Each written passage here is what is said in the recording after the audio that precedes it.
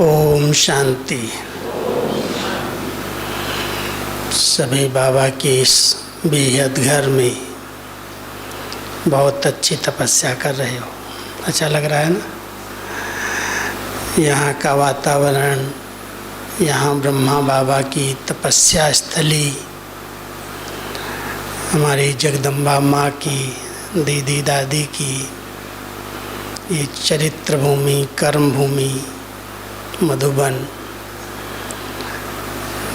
जहाँ के कण कण में बाबा की याद है। मैं समझता हूँ आप सब ये 3-4 दिन की भट्टी करके बहुत अच्छी अनुभूतियाँ करके जाएंगे। वर्तमान समय को हम सब देख रहे हैं, चारों तरफ एक भय और चिंता का वातावरण है। कल एक कार्यक्रम में मैं गुजरात में था। एक बहुत बड़ा प्रोजेक्ट ईसा फाउंडेशन की तरफ से चल रहा है और उसमें टॉपिक था भूमि बचाओ, सेव द अर्थ। और उसके कारण हजारों किसानों से वो मिल करके कल की सभा में भी करीब 25,000 किसान इकट्ठे थे वहाँ। और जब मैं शाम के सेशन में VIP सेशन में गया तो उसमें भी करीब 800-900 पूरे शहर के नामी ग्रामी लोग थे। जब मैं उनके प्रवचन को सुन रहा था, ऐसे लगता था कि लोगों को कितनी चिंता है, पता नहीं अभी क्या होने वाला है। 50 साल में ये धरती बिल्कुल बंजर बन जाएगी, कुछ भी नहीं बचेगा, जीवन दुर्लभ हो जाएगा, क्योंकि जो भी सूक्ष्म इसके धरती के जीवाणु हैं वो लगभग नष्ट हो चुके हैं, ख़त्म हो चुके हैं। अधिक खादों के, कीटनाशक दवाइयों के प्रयोग से।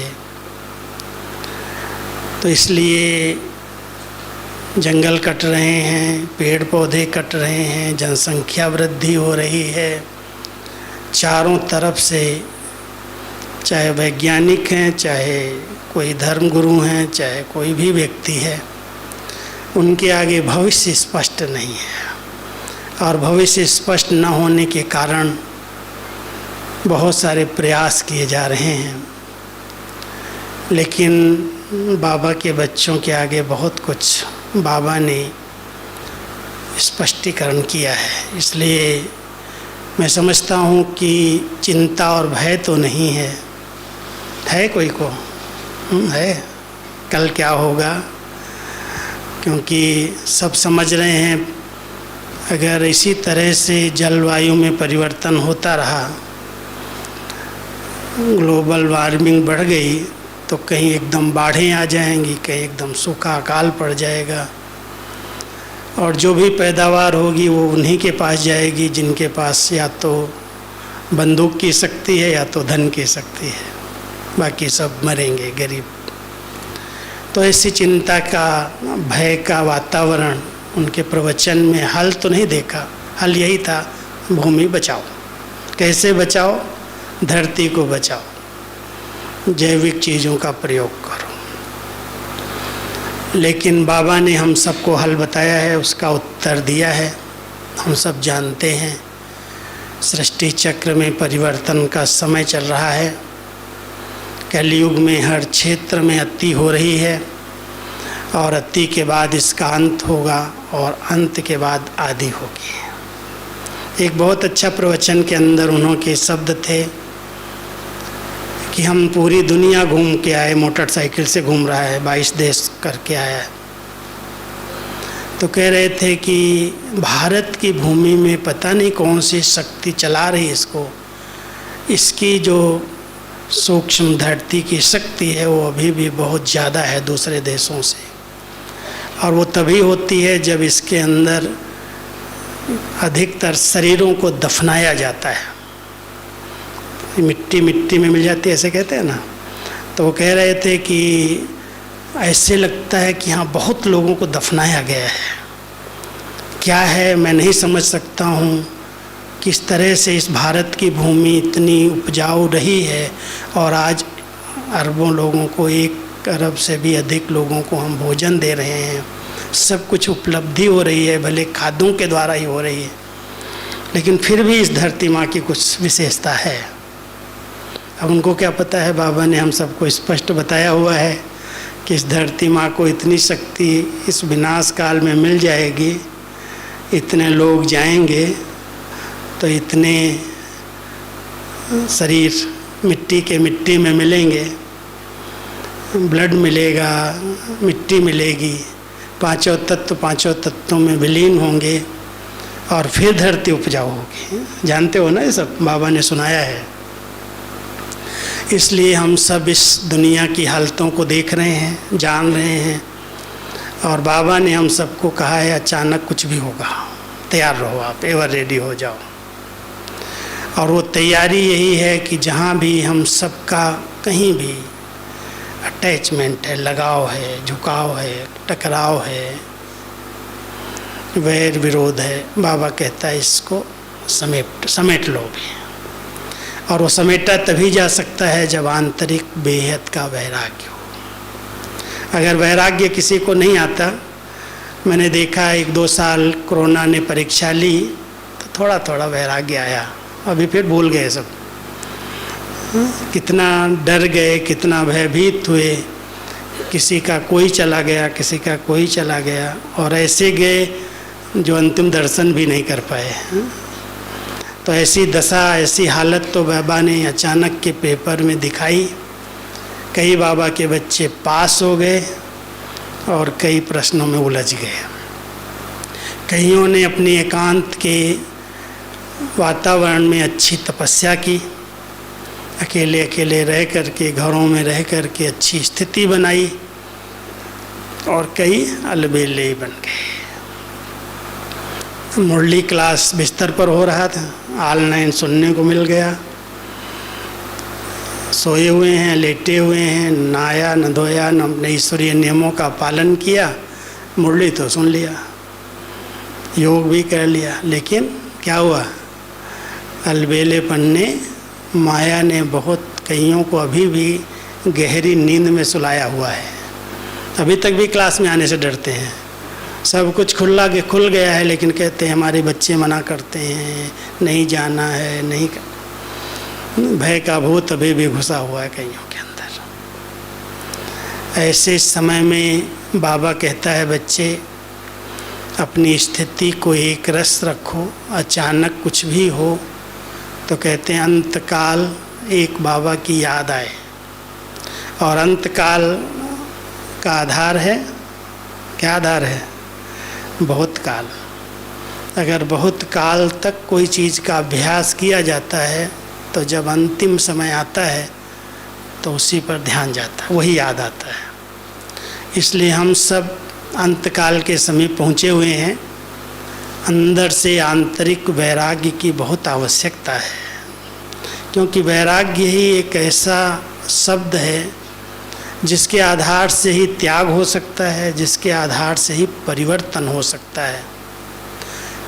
आप सब अगर कोई पुराने बैठे हैं, मुझे इतना परिचय नहीं है खानपुर परिवार से, लेकिन अगर पुराने बाबा के बच्चे हैं वो जानते हैं कि जो नई सृष्टि का प्रारंभ होगा, जो बाबा कहते हैं कलयुग का इतना बड़ा भयानक विनाश होगा, और विनाश के बाद थोड़ी सी आत्माएं कहीं कई कोस, कई मीलों के बाद कोई एक छोटा सा दीपक दिखाई देगा, कोई बचा हुआ है। इतना बड़ा विनाश होगा, और उस विनाश के तुरंत बाद नई सृष्टि का कार्य शुरू होगा, स्थापना का कार्य होगा। महल बनेंगे, सफाई होगी, बहुत कुछ होगा, बहुत बड़ा परिवर्तन होगा, और योग बल से देवताएं जन्म लेंगे। एकदम परिवर्तन। यहाँ सृष्टि का आज इतना विस्तार भोग बल से हुआ, विकारों से हुआ, और सतयुग आरंभ होते ही देवताएं निर्विकारी जन्म लेंगे। माँ जन्म देने वाली भी पवित्र और योगी होगी। कहाँ से आएंगे सब, किस आधार से बनेंगे? कभी कभी इस पर विचार करना चाहिए, गहराई में जाना चाहिए कि ऐसी सृष्टि का परिवर्तन अगर अचानक हो जाए 2-4 साल 10 साल में, तो क्या इस सृष्टि का हाल होगा। कभी कभी मैं जब बाहर जाता हूँ, शहरों को देखता हूँ, इतनी गाड़ियाँ, इतना सामान, इतनी सामग्री दुनिया की ऐसे भरी गई है, और इसको सफाई करना बहुत बड़ी मेहनत का काम है, बहुत बड़ा कार्य है भगवान का। ये शंकर जी का कार्य ऐसा सहज नहीं है, लेकिन इसमें 4 तत्वों का विशेष महत्व है। बाबा ने सुनाया था पिछली मुरली में, कोई जलाएगा, कोई उड़ाएगा, कोई बहाएगा और कोई हिला देगा। 4 तत्व जो है ना, धरती हिलेगी, अग्नि का तांडव नृत्य होगा, अग्नि इतनी जोर से भड़केगी, और फिर बरसात ऐसी, बाढ़ की ऐसी स्थिति बनेगी, हवा ऐसी तेज चलेगी, ये वायु, जल, अग्नि और पृथ्वी, ये 4 तत्वों का एक बहुत बड़ा हलचल का रूप जब होगा तब परिवर्तन होगा। अब उस परिवर्तन के पहले बाबा कहता, बच्चे तुम तैयार हो जाओ, उसमें भयभीत नहीं होना, डरना नहीं। जो बचेंगे उनका क्या हाल होगा, जाएंगे वो तो चले गए, लेकिन जो बच जाएंगे, देवताओं को उतारने के लिए जो बचेंगे, बचेंगे तो ना कि नहीं बचेंगे। सृष्टि तो अनादि अविनाशी है, प्रलय तो होती नहीं है। अब जब प्रलय नहीं होती है और परिवर्तन होता है, तो जो बच जाएंगे उनकी स्थिति क्या होगी, विचार करना। योग लगेगा। बाबा याद आएगा, मान लो ज्ञानी भी बच जाएं, अज्ञानी बचें, ज्ञानी बचें। जो देवताओं को जन्म देने वाली आत्माएं होंगी, बहुत भाग्यवान आत्माएं बचेंगी, एडवांस पार्टी की गई हुई आत्माएं बचेंगी। लेकिन जो बचेंगी उनकी स्थिति क्या होगी, बहुत बड़ा वैराग्य होगा, कुछ अच्छा नहीं लगेगा। क्योंकि इतना बड़ा भयानक विनाश देख कर के ही लोग, ऐसे 2-4 लोगों को मरा हुआ देखें, कोई ऐसा एक्सीडेंट देख लेते हैं तो कितना वैराग्य आ जाता है ऐसा। तो वो वैराग्य की धरनी, वैराग्य की स्थिति, कुछ अच्छा नहीं लग रहा, कुछ नहीं चाहिए। अभी तो हमको चाहिए कि बहुत चाहना है। सेवाओं में भी अभी ये एरिया मेरी, ये तेरी, वो स्थान मेरा, वो स्थान मेरा, कितना मारा मारी लगी हुई। जैसे ब्राह्मणों में भी हलचल। ज़रूरत कुछ नहीं है, चाहिए कुछ नहीं, लेकिन सेवाओं के पीछे समय जा रहा है। सेवाओं के भाग दौड़ में, स्थानों के भाग दौड़ में, रिट्रीट बनाना है, मकान बनाना है, ये करना है, वो करना है, बहुत कुछ अभी तक आपाधापी में चल रहे हैं हम सब। लेकिन बाबा चाहता है बच्चों के आंतरिक वैराग्य की स्थिति, ऐसी स्थिति होनी चाहिए कि आत्मा बिल्कुल इच्छा मात्रम अविद्या की स्थिति में रहे, कोई इच्छाएं नहीं है। ये बहुत अच्छा स्लोगन है बाबा का, एक कहीं कहीं लिखा हुआ है, पढ़ेंगे आप। इच्छाएं कम कर दो, समस्याएं कम हो जाएंगी। जब तक वैराग्य नहीं आता व्यक्ति को, तब तक उसकी इच्छाएं प्रबल हैं, बढ़ती जाती, ये चाहिए, ये चाहिए, ये चाहिए। और साधनों की, सुविधाओं की भरमार है इस समय। अगर आपकी जेब में कुछ है, मॉल में घुस जाओ, अरे ये बड़ी अच्छी चीज़ है, ये बड़ी सस्ती मिल रही है, ये ले लो, ये ले लो। ज़रूरत है, आवश्यकता है या नहीं है, कईयों ने वहाँ से खरीद करके अपने घरों को गोदाम बना दिया है। ज़रूरत नहीं है। हमारी दादी जानकी जी बहुत उपराम रह करके कभी कभी कहती थी, जो तुम्हारे पास चीज़ें हैं, क्या तुमने 6 मास में एक बार यूज किया है? अगर नहीं यूज किया है तो दान कर दो। क्यों रखा हुआ है, किस लिए रखा हुआ है? सेवा में लगा दो। हम सब संग्रह वृत्ति से जब तक उपराम नहीं हुए हैं, संग्रह करते जा रहे हैं, संग्रह करते जा रहे हैं। कहते भरोसा 2 दिन का नहीं और सामग्री 100 साल की इकट्ठी। अगर वैराग्य आ जाए किसी इंसान को तो सब कुछ है। बाबा कहता है यूज करो, आपके लिए तो है, प्रकृति आपकी है, लेकिन उसके साधनों के पीछे आपकी साधना न टूट जाए, हदों में ना आ जाओ, आज बाबा ने जो वरदान दिया वो तो अलग है, कई प्रकार का मैलापन है, बच्चों के अंदर भी वो मैलापन है, जिसको आज बाबा ने बहुत कड़े शब्दों में कहा ये महापाप है। कभी कभी ऐसे वरदान, ऐसे महावाक्य बाबा के हम सुनते हैं कि अगर हम अपनी विशेषताओं को, मेरी विशेषता है, मेरे गुण हैं, मेरी बुद्धि है, मैंने प्लान किया है, अगर ये मैंपन, मेरापन जरा भी है तो ये मैलापन है। जब तक इससे वैराग्य नहीं आया, ये सब बाबा का है। प्रभु देन को अपना समझ लेना कितना बड़ा पाप हो जाता। आज उसी को बाबा ने अंडरलाइन कराया कि जब बाबा का दिया हुआ है, हमने सबने तो यही कहा ना बाबा के आगे, बाबा ये सब कुछ तेरा है। हमने तो बाबा को भक्ति में ही अर्पित कर दिया था, ज्ञान मिलने के पहले ही कहा था प्रभु जब आप आएंगे तो हम आपके ऊपर बलिहार जाएंगे। अब बाबा आया, उसने हमारी आवाज़ सुनी, पुकार सुनी, अपना बच्चा बनाया और हमने कह भी दिया बाबा ये सब तेरा है, लेकिन तेरे के बाद अपनेपन का, मेरेपन का अधिकार नहीं छूटता। ये बहुत बड़ा पाप बन जाता है। इसलिए बाबा ने कहा जब तूने तेरा कह दिया और बाबा ने तुमको जो कुछ दिया वो बाबा की अमानत है, इस अमानत को संभालो, उसमें ममता नहीं रखो, मोह नहीं रखो, अटैचमेंट नहीं रखो, संभालो, प्यार से संभालो, बढ़ाओ, ये बाबा की देन को और सेवा में लगाओ, वृद्धि को प्राप्त होगा। कोई भी खजाना अगर मिलता है, कल भी बाबा कह रहे थे अगर आपने लॉकर में रख दिया, बैंक में रख लिया, तो आपका जमा का खाता कैसे बढ़ेगा? दान करो, दूसरों को दो। बाबा ने हमें कुछ दिया है, हम दूसरों को बांट रहे हैं तो बढ़ रहा है, देते जा रहे हैं। बढ़ाने का तरीका है बांटना और संभालने का तरीका है उसकी चेकिंग करना, बार बार चेक करना।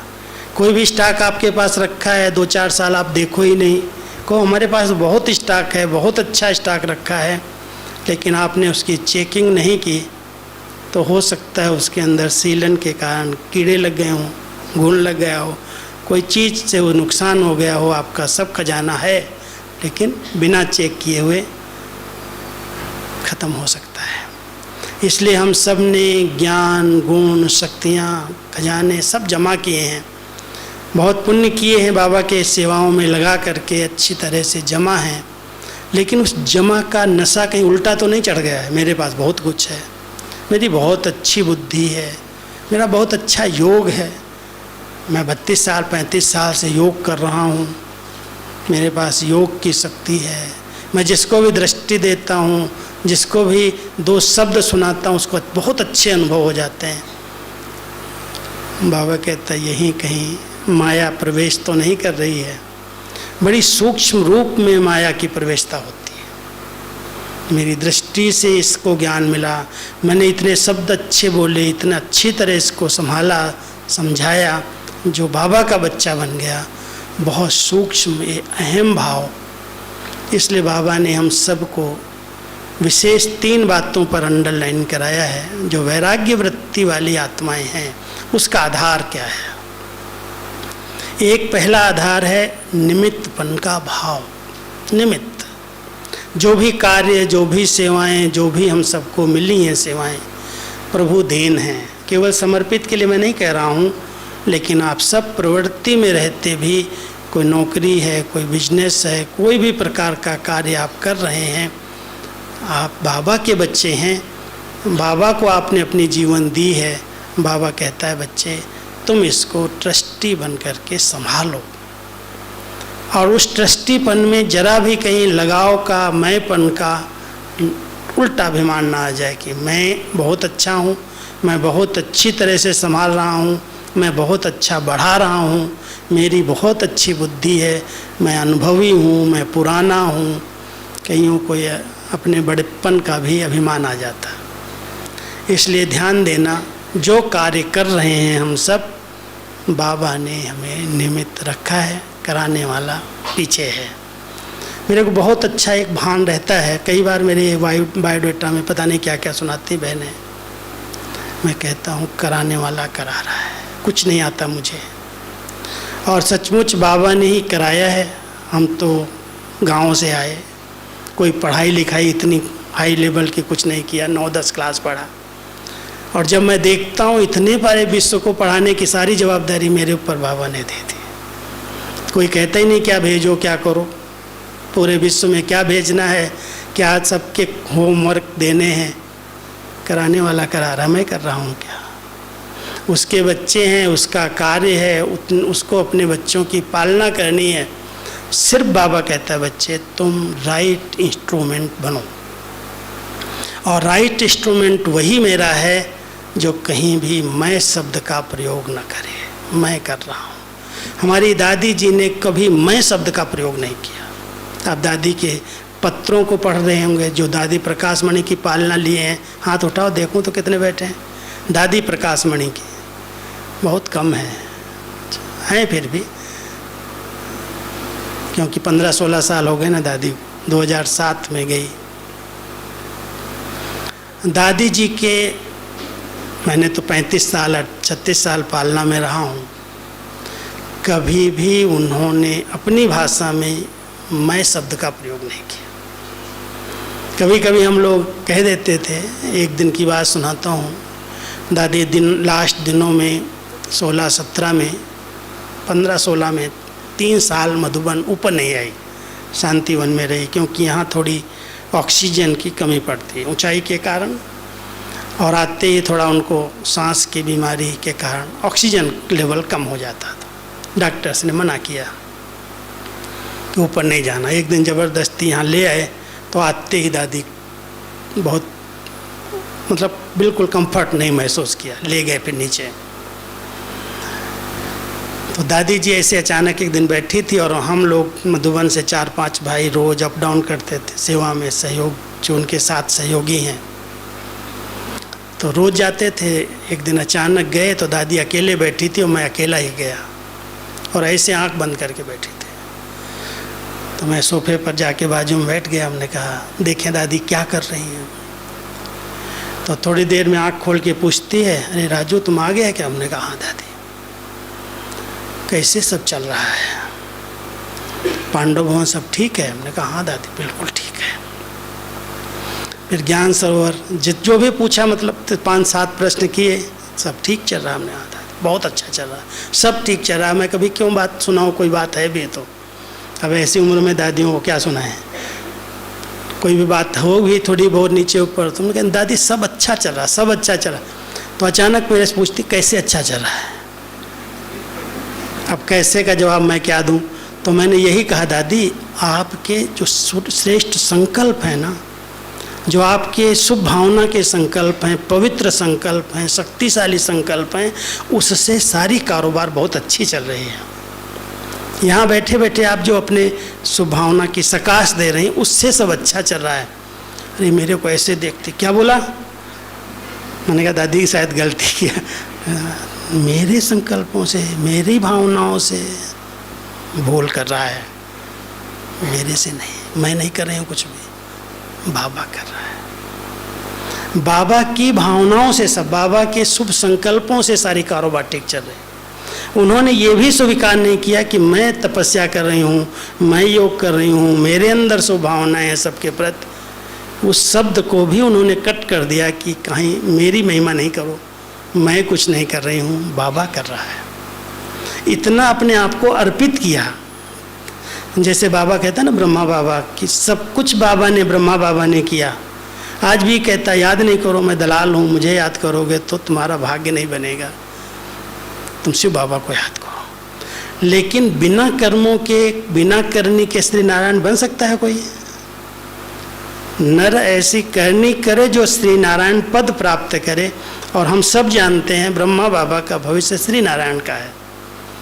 अब श्री नारायण की आत्मा इस समय कह रही है कि मैंने कुछ नहीं किया, मैं कुछ नहीं करता हूँ, तो मुझे याद नहीं करना, तो मुझे कोई भी प्रकार की फूल माला नहीं पहनाओ, मुझे कुछ नहीं चाहिए।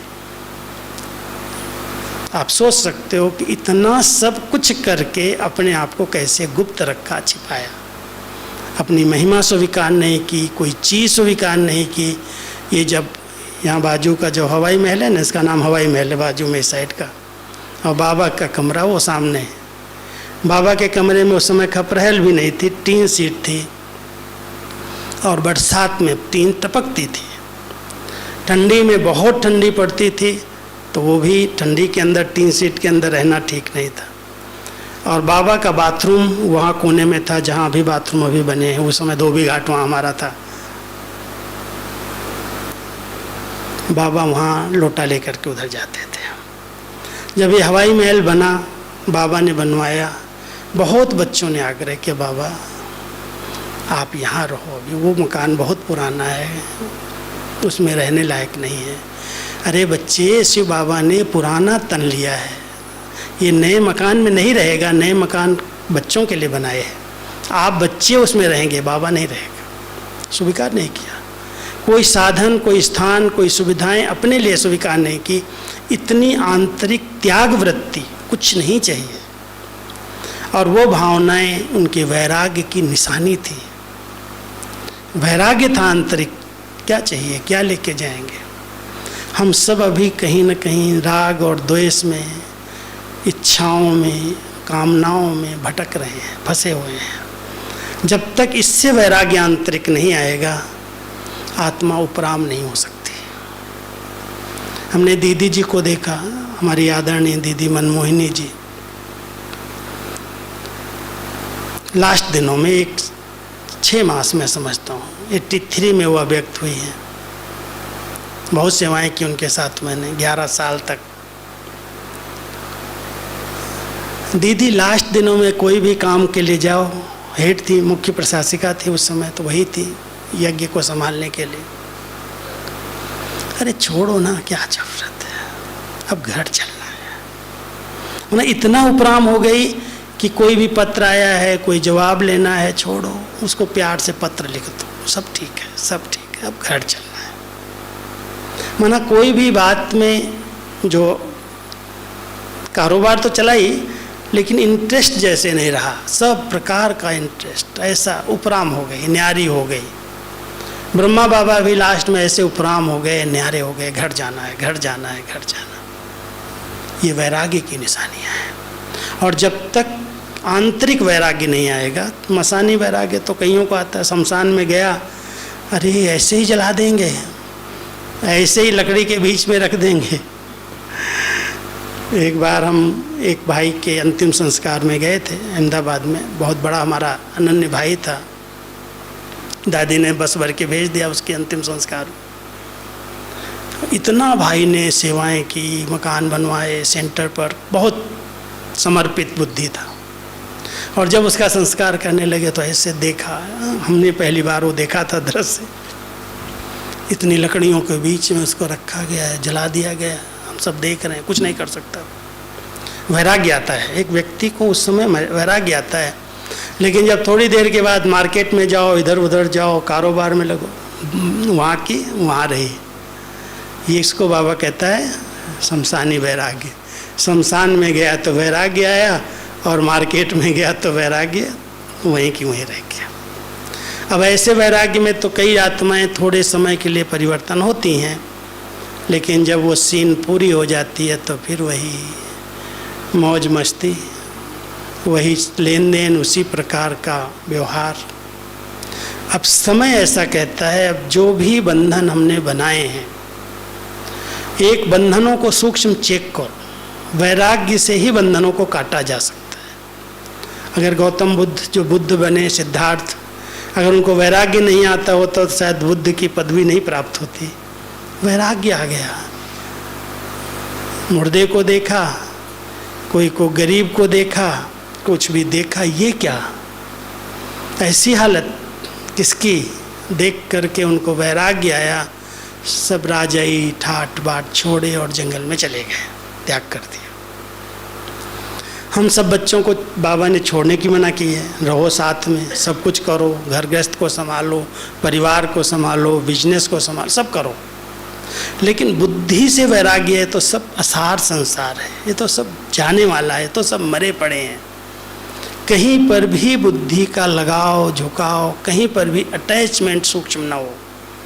क्योंकि अंतकाल में अगर हमने 1 सेकंड में बाबा से सर्टिफिकेट लेना है, कहते बाबा कहते 1 सेकंड का पेपर है, लास्ट में केवल बाबा की याद आए और कोई संकल्प ना आए। नहीं तो अगर बुद्धि कहीं भी अटकी होती है, फंसी हुई होती है, अधिकतर दो ही चीज़ों में फंसती है, दिखाई तो ऐसा ही देता है, या तो संबंधों में या तो धन में, साधनों में। बुद्धि इन्हीं तरफ भटकती है, या पैसे के पीछे या संबंध के पीछे। आ जाइए आ जाइए। तो बुद्धि जब भी कहीं फंसी हुई हो, देखो, मान लो इसी समय, बाबा कहता कोई घड़ी, अंतिम घड़ी का भरोसा तो नहीं है, ध्यान दो, इधर बैठने दो, भाई हमारे आए हैं सब दिल्ली से, बैठ जाओ बैठ जाओ।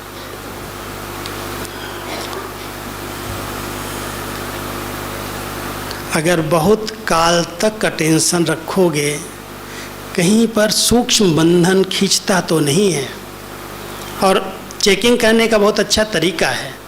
मान लो आप योग में बैठे हैं और योग में बैठते ऊपर की बजाय, बाबा के पास पहुंचने की बजाय कहीं संबंधों में, जहाँ पर लगाव झुकाव होगा उधर बुद्धि भटकेगी, कहीं से टकराव वैर विरोध होगा उधर बुद्धि चली जाएगी, वो भी बंधन है।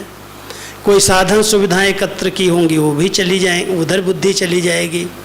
तो देखा ये गया है कि जब हम बाबा को याद करने बैठते हैं तो अपने बंधनों पर अगर कोई सूक्ष्म चेकिंग करे तो बहुत जल्दी चेक कर सकता है कहाँ कहाँ अभी तक रस्सी है। और बहुत सूक्ष्म रस्सियाँ हैं, मोटी तो काट देते हैं, मोटी मोटी काट करके हम बाबा तेरे बन गए, लेकिन सूक्ष्म रस्सियाँ कहीं न कहीं ऐसी बंधी हुई रहती हैं। जब योग में बैठो, एकांत में बैठो, तो वहीं बुद्धि भटक जाती है। अब ऐसे बंधनों को सूक्ष्म काटना है, उसको चेक करना है। बहुत सूक्ष्म बुद्धि से ही हम अपने बंधनों को कट कर सकते हैं, नहीं तो चलते रहते हैं, बंधे हुए हैं, हम तो चल रहे हैं, बहुत अच्छे हैं। तो वैराग्य की सबसे बड़ी निशानी है कि किसी भी आत्मा से विशेष प्यार नहीं चाहिए। विशेष प्यार अगर है, विशेष संबंध है, उसी के साथ रहना, उसी से ही बात करना, उसी के साथ सब कार्य करना, सेवाएं करना, वही अच्छा लगता है। बाबा कहता है ये अच्छा नहीं लगता है, ये सूक्ष्म इच्छा है तुम्हारी। इसलिए अगर कहीं पर भी अच्छाई प्रभावित कर रही है या कभी किसी की बुराई प्रभावित कर रही है, ये दोनों प्रकार के बंधन आत्मा को उड़ती कला का अनुभव करने नहीं देते। और अगर जरा भी है और अंत आ गई, इसलिए मम्मा का एक स्लोगन याद रखना, हर घड़ी अंतिम घड़ी है। कोई आज तो भरोसा ही नहीं, शाम को सोने जाओ, उठोगे सवेरे या नहीं, कोई कुछ कह नहीं सकता। ऐसी हालत है इस समय, अचानक ही। और ऐसा भी नहीं एज हो गई है उसके बाद वो जा रहा है, भाई 80 साल 70 साल के बाद जा रहा है, 25 साल है, 30 साल है, 35 साल है, युवा काल है, और उसमें ही वो देखो शाम को सोया, उठा ही नहीं, सुबह क्या हो गया भाई, अटैक आ गया, कैसे हुआ क्या हुआ कुछ पता ही नहीं चलता। ये कलयुग की इस समय की देन है, पता नहीं चलता, अचानक कोई भी आत्मा अपने शरीर से छूट निकलती है। तो जब हर घड़ी अंतिम घड़ी है तो दो चीज़ें चेक करो। एक तो कहीं पर भी कोई संबंध अति प्यारे तो नहीं है। अगर अति प्यारे संबंध है तो क्या होता है, एक कहानी बता दे, प्रैक्टिकल की कथा सुना देता हूँ। एक जगह मैं गया, भट्टी क्लास कराई, कराने के बाद एक माता अपनी बेटी को लेके मेरे पास आई, और बेटी यंग थी, पढ़ रही थी। मैं कमरे में जा रहा था, उसने बहन ने, माता ने मेरे को रोका, भाई जी 2 मिनट। हमने कहा ठहरो, बैठो, मैं आता हूँ। मैं कमरे से आया वापस, हमने कहा आई है तो 2 मधुबन की टोली ले आता हूँ, खिला देता हूँ उसको कुछ। तो बैठाया बाहर, मैं वापस आया, जब सामने देखा, उसको दृष्टि दी, तो बेटी जो है ना एकदम झूमने लगी ऐसे ऐसे ऐसे ऐसे। तो मैंने ऐसे पूछा शायद इसकी तबीयत ठीक है, माता से। बोले हाँ तबीयत तो भाई साहब ठीक है, लेकिन इसमें इसके पिता ने 2 महीने पहले शरीर छोड़ा और तब से लेकर के उनकी प्रवेशता हो रही है, और वही इस समय आ गए हैं। अब मैं सामने और वो झूम रही है ऐसे। मैंने दृष्टि दी, हमने रोका, हमने कहा कौन हो आप? जब ऐसे बोला तो थोड़ा मेरी तरफ देखता है, कहता है मैं इसका पिता बाप हूँ। मैंने कहा अच्छा आप पिताजी हैं, ज्ञान में चलते थे? बोला हाँ मैं ज्ञान में चलता था। मैंने कहा ज्ञान में चलने वाली आत्मा और इसको अभी भी शरीर छोड़ने के बाद भी तुम अपना बेटी समझ रहा है, तो माना ज्ञान को तुमने समझा नहीं होगा। नहीं नहीं मैं सब समझता हूँ ज्ञान को, लेकिन मेरी एक सूक्ष्म इच्छा थी और उसी इच्छा को लेके मैंने शरीर छोड़ा। क्या इच्छा थी? मेरी ये इच्छा थी कि मेरी बेटी पुलिस ऑफिसर बने। मैं इसके लिए इसको बहुत पढ़ाने की कोशिश की, बहुत कुछ गाइड किया। पुलिस ऑफिसर इसको मुझे बना के ही छोड़ना है मरने के बाद भी। हमने कहा तुमको पता है ये पुलिस ऑफिसर बनेगी या तुम्हारे साथ ही आ जाएगी? क्योंकि बेचारी ने 2 महीने से जहाँ जाए वो लोग डरे, उनको स्कूल में बैठने नहीं दें, इसमें भूत आता है, इसमें भूत आता है। अब जहाँ भी जाए उसका माना उसके पर सबकी भावनाएं चेंज हो गई, खाना पीना छोड़ दिया, इतनी पतली दुबली हो गई। हमने कहा तुम पिता तो नहीं लगते हो, तुम तो इसके दुश्मन लग रहे हो, इसको मार के ही छोड़ोगे लगता है। चुप हो गया ऐसे। हमने कहा आपकी अगर शुभ भावना है तो शुभ भावना यही है कि आप इस बच्ची की इच्छा पर छोड़ दो, मैं इसको गाइड करूँगा, जो करना करेगी, लेकिन अभी शरीर छोड़ने के बाद भी तुम इसको पुलिस ऑफिसर बना के छोड़ेगा क्या? बहुत प्यार से समझाया। समझने के बाद जब मधुबन की ऐसे मुख में टोली खिलाई, ऐसे रखी, दृष्टि दी, वो आत्मा ऐसे चली गई। वो लड़की नॉर्मल हुई। नॉर्मल होने के बाद मैंने पूछा क्या होता है, फिर उसने सब बताया ऐसे ऐसे होता है। उसके बाद 1 साल के बाद, मैं पीठ नहीं किया बाद में, लेकिन 1 साल के बाद वो बहन फिर मिलने आई मेरे को। मैं ठीक हो गई भाई साहब। उन्हें पुलिस बनी कि नहीं बनी? कहती नहीं नहीं मैं पुलिस की नौकरी नहीं करनी है, मैं तो बाबा की बच्ची बन के रहूँगी। कहने का भाव है अंतमति सो गति। जो मैं कहना चाहता हूँ कि अंतिम समय में अगर कोई भी ऐसी मोह ममता की कोई संकल्प माँ का बाप का रह गया और शरीर छूट गया तो क्या होगा, कहाँ जाओगे? अच्छा धन में रहा, आज जितना धन दबाया हुआ है अभी तक देख रहे हो, कोई खोल भी नहीं सकता है। कहते यहाँ सांप पहरा दे रहे हैं, सांप पहरा दे रहे हैं, वो आत्मा पहरा दे रही।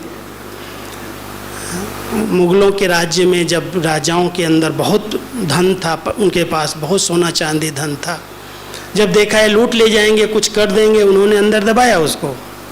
और दबाने के बाद अगर मान लो उनका खून हुआ या शरीर छूट गया तो वो आत्मा मुक्ति को नहीं पाती, गति नहीं मिलती, उसको जन्म नहीं मिलता और वहीं पर वो भटकती रहती है, धन के पीछे भटकती है। और इसलिए कहीं सांप बन के दिखाई देता है, कहीं कुछ दिखाई देता है, लेकिन वो आत्मा की मोह ममता, उस रग को हम नहीं समझ रहे हैं। इसलिए बाबा कहता है अंतिम समय है, उपराम हो जाओ, क्या चाहिए, क्या ले जाएंगे, क्यों धन इकट्ठा करके संग्रह करके रखें, कौन बाल बच्चे पोतरे दोतरे खाएंगे, जो है सफल कर लो, बाबा के काम में लग जाए, धन सफल हो जाएगा, बाबा रिटर्न देने के लिए बंध जाएगा। ट्रांसफ़र कर दिया आपने, जैसे इंश्योर्ड कर दिया बाबा के नाम पर, तो धन में ममता नहीं रही, आपका शरीर ऐसे जाएगा। अच्छा संबंधों से तो वैसे ही बाबा कहता है सब मरे पड़े हैं, कोई अपना नहीं है, आज हैं कल सब जाने वाले ही हैं। तो जब हम सबको बाबा ने इतना ऊंचा ज्ञान दिया है, समझ दी है, तो समझ के आधार से पहले अपने संबंधों की रस्सियों को चेक करो, सूक्ष्म संबंधों की रस्सियाँ, और वो भी लगाव झुकाव वाली रस्सी। वैसे संबंध तो अच्छे हैं, सुख के लिए तो थे संबंध, संबंध के बिना तो सतयुग में भी कोई नहीं रहता। अगर माँ नहीं मिलेगी तो बच्चा आएगा कहाँ से? माँ बाप का संबंध है, भाई बहन है, सब संबंध सतयुग त्रेता में भी हैं, लेकिन वो संबंध सुख के लिए थे, सहयोग के लिए थे, मदद के लिए थे। और कलयुग, द्वापर कलयुग के अंदर वही संबंध एक बंधन बन गए, दुख दे रहे हैं।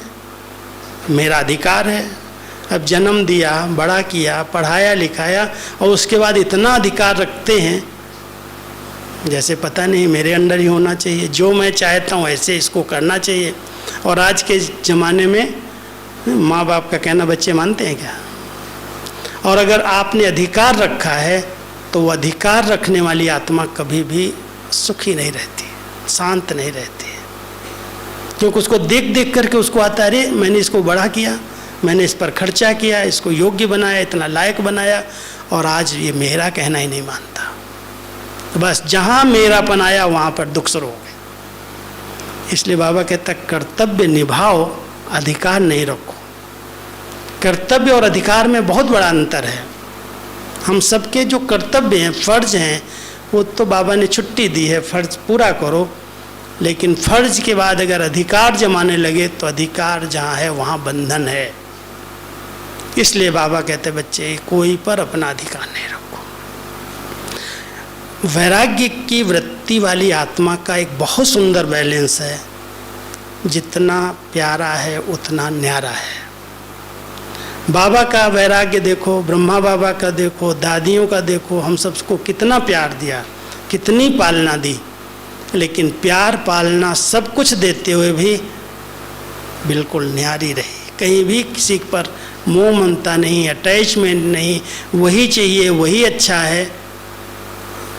सब अच्छे हैं, सब बाबा के बच्चे हैं। तो जैसे न्यारे और प्यारेपन का बैलेंस रख करके आज बाबा ने इतना समय पाठ बजाया, ब्रह्मा बाबा ने अव्यक्त होकर के इतना समय हम सबकी पालना की, शिव बाबा अभी तक भी बच्चों की पालना कर रहे हैं। हम सब देखें बाबा को किस बैलेंस से कर रहे हैं। इतने न्यारे नहीं हैं, आप परिवार में रहते इतने न्यारे नहीं रहो जो लोगों को डर लगे पता नहीं सन्यासी न बन जाए, घर छोड़ न दे, बीवी छोड़ न दे। कई लोग ब्रह्मा कुमारी में आने से डरते हैं, पता नहीं ये कहीं सन्यास न ले ले। न्यारापन वास्तव में न्यारापन है देह अभिमान से न्यारा, परिवार से न्यारा नहीं, किनारा नहीं करना, लेकिन बॉडी कॉन्शियस समाप्त हो जाए उसमें न्यारा बनना है।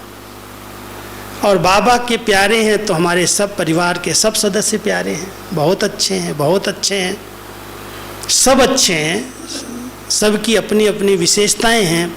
आज इतने बड़े यज्ञ के अंदर बाबा ने अगर विशेषताएं नहीं देखती तो आज इतना बड़ा यज्ञ निर्विघ्न नहीं चलता। सबकी विशेषताएं देखी, उनको उसी तरह से प्रयोग किया गया। आज इतना बड़ा यज्ञ देश और विदेश में इतना निर्विघ्न चल रहा है, क्योंकि बाबा ने प्यार भी खूब दिया लेकिन किसी को अपने में फंसने नहीं दिया। तो ध्यान देना, वैरागी आत्मा किसी में फंसती भी नहीं है और किसी को अपने में फंसाती भी नहीं है। दादी हमेशा एक बात कहती थी, जानकी दादी लास्ट में, मैं किसी में फंसती तो नहीं हूँ लेकिन कोई कोई मेरे में फंस जाते हैं।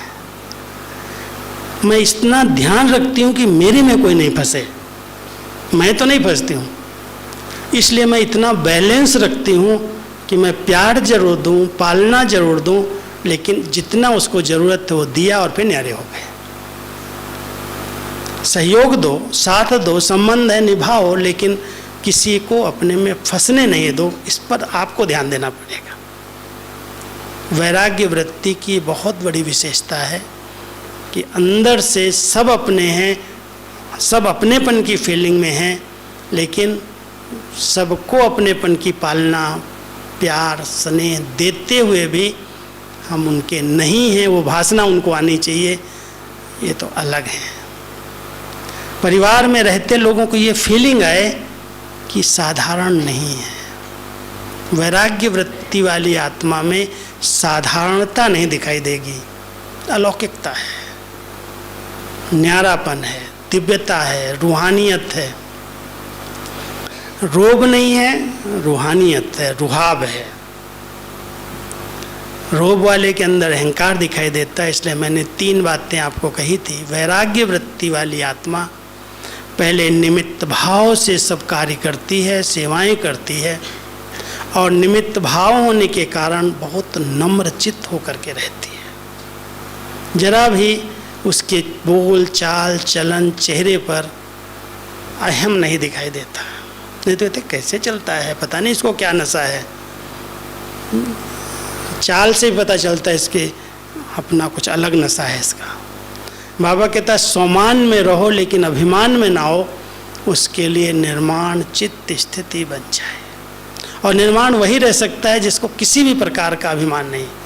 मैं इतना अच्छा कर रहा हूँ, मैंने इतना सहयोग दिया, मैं इतना मददगार हूँ, मैं अनुभवी हूँ, मेरी विशेषताएं हैं। जहाँ सूक्ष्म में भी अगर दिखावा है, वो अभिमान कभी निर्माण बनने नहीं देगा। तो जो निमित्त है वो नम्रचित्त है, और जो नम्रचित्त है उसकी वाणी बड़ी निर्मल है। आजकल जितनी समस्याएं पैदा हो रही हैं उसका मूल कारण है निर्मल वाणी नहीं है। बोल दिया, निकल गया। अच्छे स्नेही सहयोगी किनारा कर लेते हैं, उसका एक मूल कारण होता है बोल पर कंट्रोल नहीं है। इसलिए निर्मल वाणी, जो जरूरी है उतना बोल लो। कईयों को बोलने की इतनी आदत होती है, बोलते रहते। हम सबको इस पर बहुत टेंशन देना है। जो जरूरी है, जितना जरूरी है, आवश्यक है, जरूर बोलो। बाबा ने बाजा दिया है, बजाओ, लेकिन टू मच ऐसा नहीं बोलो जो लोग सामने वाले परेशान हो जाएं, सुनने वाले परेशान हो जाएं। तो जितना आप सब अपनी वाणी को निर्मल रखें, निमित्तपन का भाव हो, नम्रता का बहुत अच्छा स्थिति हो, नम्रचित्त स्थिति, मैं समझता हूँ ये हमारे वैराग्य की निशानियाँ हैं। न्यारे प्यारे हो करके रहो। जहाँ लगाव और टकराव की स्थितियाँ बनती हैं उनसे आप किनारा करो। टकराव कभी नहीं लेना। नहीं तो एक बात मैं रमणीक सुना करके पूरा करता हूँ, 11:30 है। हमारे जगदीश जी ने एक लेख लिखा था, बहुत अच्छा लेख था। भगवान तुम मुझे मेरे दोस्तों से बचाना, मैं दुश्मनों से निपट लूँगा। रमणीक लेख था उनका। और फिर लिखा कि अगर कहीं से भी दुश्मनी हो गई तो वो दुश्मनी कभी योग लगने नहीं देगी। इसलिए न काहू से दोस्ती, न काहू से वैर। अगर अपनी अच्छी स्थिति, वैराग्य की स्थिति बनानी है तो दोस्ती में कहीं फंसना नहीं, और वैर दुश्मनी में कहीं किनारा करके टकराव में नहीं आना।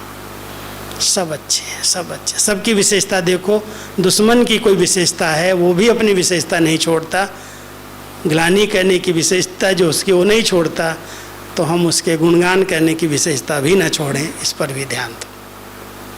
तो अगर हम सब अपनी वैराग्य की, बेहद के वैराग्य की स्थिति बनाना है तो ध्यान दें। जहाँ जहाँ पर भी मेरापन है, जहाँ पर भी लगाव, झुकाव, प्रभाव, दबाव है, उन सब से किनारा करो, उनको कट करो। जब आप उनसे न्यारे हो जाओगे, किनारा कर लोगे, तो आपकी वृत्तियों में भी वैराग्य होगा।